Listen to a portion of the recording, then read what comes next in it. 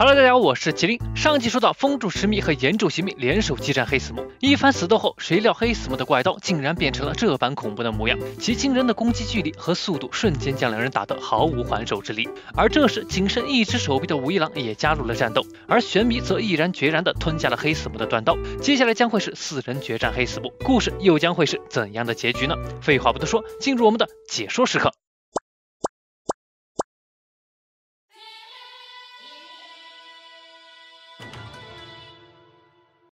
月之呼吸16之星，月红岁月，6道月斩从天而降，将邢明的行动路线完全封死了。尽管躲掉了致命攻击，但邢明还是被这众多的细小月刃伤到了。眼前这个怪物每一招都不一样，完全摸不透他有多少种战技，其速度更是快得离谱，根本没办法主动发起攻击，并且邢明能隐约感受到，他每一次试图使出战技反击的时候，都会被他完全识破，这就太诡异了。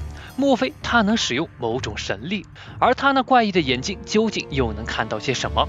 邢明知道，他此刻能做的就是尽全力去找出这种违和感的真相。毕竟，所谓恶鬼，终究也是人变化而来的。鬼能做到的，人也一样可以做到。就像呼吸法的运用，让人拥有了和鬼匹敌的实力一样。而我这双盲眼能够参透事物的本质，绝不会被任何表象所迷惑。那就竭尽全力去感受吧。在这一刹那，邢明好像触碰到了一股奇怪的感觉，黑死木的身影似乎变得越来越清晰，甚至清晰到能透过皮肤看到他的肌肉结构。这是什么？竟然能感受到他的心跳，脑海里出现了这般清晰的影像，莫非这就是……一道月斩打断了邢明的思考，而一旁的武一郎也正咬牙思索着，只要能设法阻止他的行动，哪怕只是短暂的一瞬间，邢明和石迷先生就一定能趁机将其斩首。而只剩下右眼并且严重失血的他，必须趁自己还能派上用场的时候，尽快行动起来。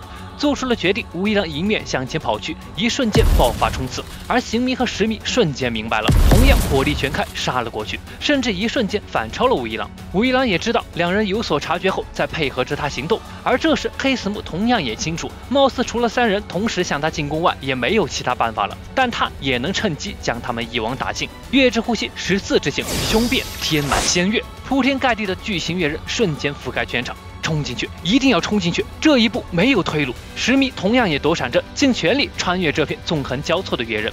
而就在这时，邢明竟然已经摆脱了月刃，将什么东西冲黑死木抛了过去。原来是他胸前的念珠。攻击被打断，黑死木还在感叹这人是如何避过他的视线的。一股爆裂的旋风呼啸而来，而下一个邢明的铁球一瞬间砸断了他的整个右臂。竟然又是这个男人！这下他明白了，原来这个男人已经踏入了那个境界。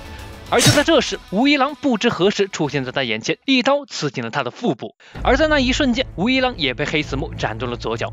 这一刻，黑死木恍然明白了，这个身负重伤的孩子不仅勉强躲过了他的攻击，并且抓住了因为念珠而稍微迟缓的间隙，伤到他了。莫非这双眼睛也能看到他眼中的那个世界吗？还有这个男人也是如此，在战斗中逐渐感受到了那个世界，并且还运用呼吸法在血液走向上做了手脚，算计了他的眼睛。这一连串的意外确实令他很惊讶，但是他们的武器都无法伤到自己的脖子，这一切都毫无意义。月之呼吸16之星，不能放手，就算粉身碎骨也绝不能放手。玄弥，不要管我，尽管开枪吧。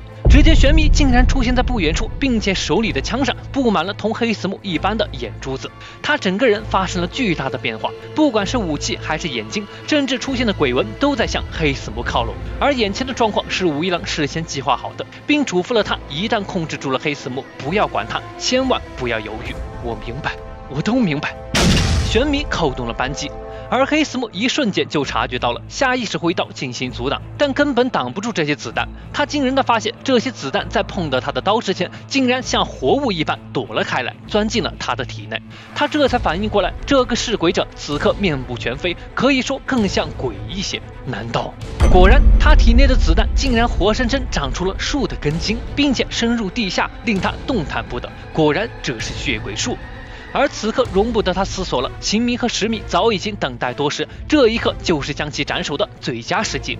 这一瞬间，黑死木感受到了生命受到威胁后所产生的焦虑，这整整400年的从容平静开始土崩瓦解，而那一股久违的令人厌恶却又怀念的感觉涌上了心头。400年前，在那个血月当空的夜晚，已经风烛残年的弟弟出现在自己眼前。纪国元一，这个从小就拥有这一切的自己的双胞胎弟弟，这是他变成鬼后时隔60年再一次看到弟弟。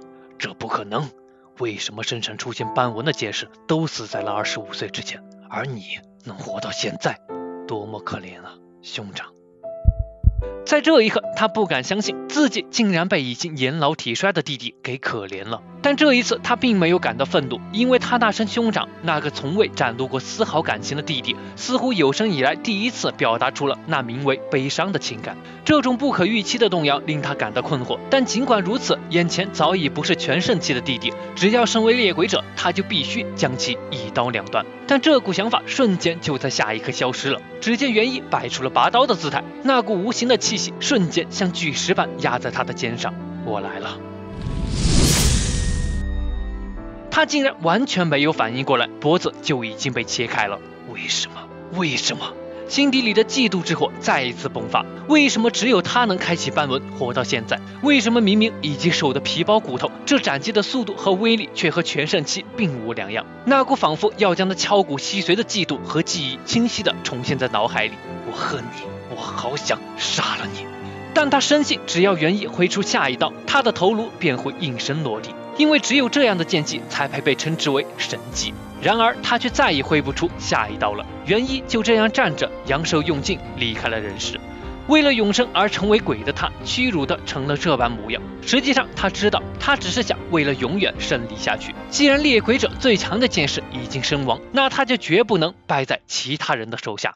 黑斯木搏命一吼，唤醒了体内蓬勃的力量，眼前的攻击近在咫尺。但下一刻，无数的巨型月刃从他体内爆射而出，在场的所有人无一例外都中招了。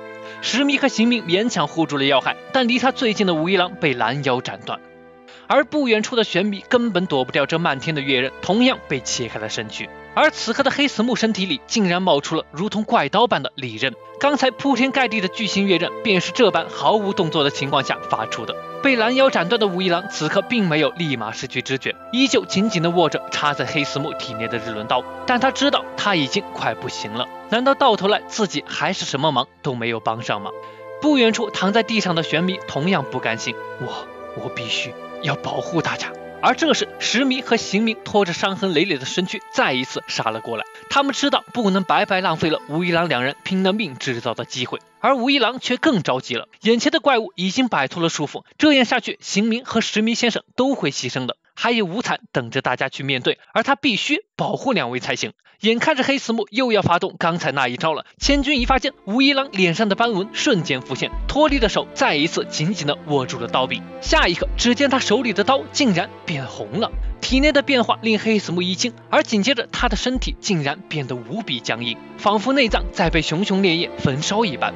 而这时石迷的刀也砍在其脖子上，但就像是砍在石头上一般，根本砍不下去。一旁的玄弥将大家的努力都看在眼里，这般连续猛攻令黑死木来不及顾及体内的那些子弹。那么血鬼术，他拼尽全力举起了断手，黑死木刚挣脱三人的束缚，体内又长出了根筋，这股能力很是棘手。他转身准备先解决掉这个噬鬼者，可刚举起手里的刀，却发现自己根本使不出战技。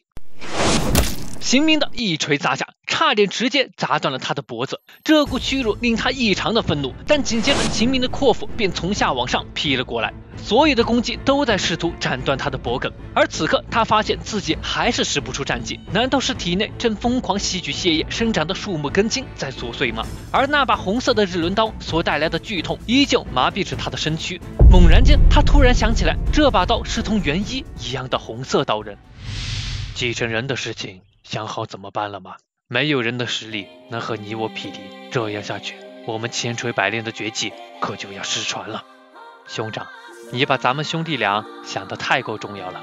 我们只是人类漫长历史中的过客，天赋远在你我之上的婴儿，说不定此刻就降生在世上的某处。想必他们最终也能抵达你我相同的境界吧。无需多想，你我只要顺其自然，等待人生落幕便可。你不觉得这是一件令人十分愉悦的事情吗，兄长？石迷呐喊着杀了过来，一刀劈在流星锤上。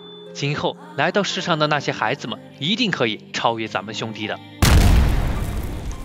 在众人的努力下，终于斩下了黑死木的脑袋。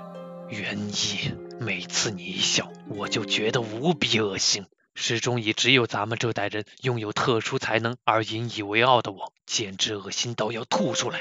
这究竟有什么好笑的？即便已经被腰斩，也死握着刀不放，以人类之身使用血鬼术，反复被砍中，却并未因失血过多而身亡，还有足以媲美鬼的成长速度，做出各种超越人类极限的动作。明明并非日之呼吸的使用者，却能使日轮刀变红。哼，畅想这种未来究竟有什么好笑的？我绝不会输给任何人，就算被斩首，我也绝不会再输第二次。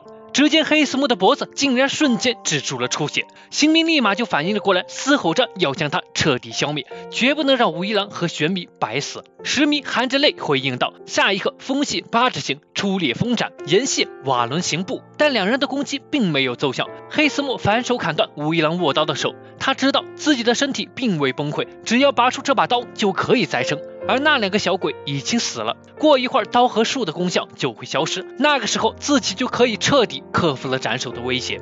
刑弥和石弥的攻击再一次落下，但黑司木却一瞬间消失在原地，出现在两人身后。只见他的头颅已经再生了，并且此刻的黑司木已经化身为了真正的恶鬼，不仅长出了獠牙和尖角，身上也冒出了黑刺，简直就是彻彻底底的怪物。这个时候石弥和刑弥更不能停下脚步，必须一鼓作气，趁他还没有完全恢复要消灭他。但黑司木知道此刻的他除了太阳外近乎无敌了，这样下去他就不会输给任何人了。可就在这时，从石弥手上的日轮刀上，他清晰地看到了此刻自己的这般模样。他愣住了，这丑陋的怪物究竟是……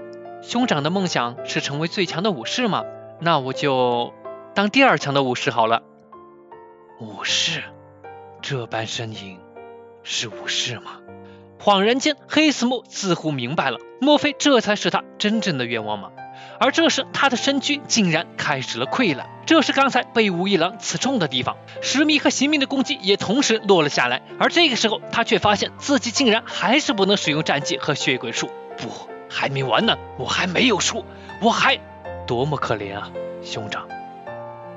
被斩首，被刺穿，被反复切削，也不肯认输的丑陋，何等的屈辱啊！不，我变成了这般丑陋的怪物都不想输。在这个世上活了几百年，难道是想为了变得更强而不惜吞噬他人吗？或者是因为我不想死吗？不，都不对。元一，哥哥其实只是想变成你罢了。众人的努力终于有了结果，而黑司木与元一的故事也将揭开。这对最强剑士与最强鬼月兄弟之间究竟有着怎样的故事呢？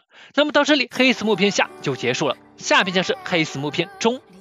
这里的终是终结的终，因为篇幅没有处理好，所以多出了一部分。下篇将是黑司木与元一的回忆杀，以及武一郎和玄弥的告别。如果等不及的小伙伴也可以接着看《纪国元一传》，可以了解大致剧情。喜欢本期视频呢，别忘了关注和订阅哦。另外在这些地方也能看到麒麟的视频。那么本期视频到这里就结束了，我是麒麟，我们下期再见。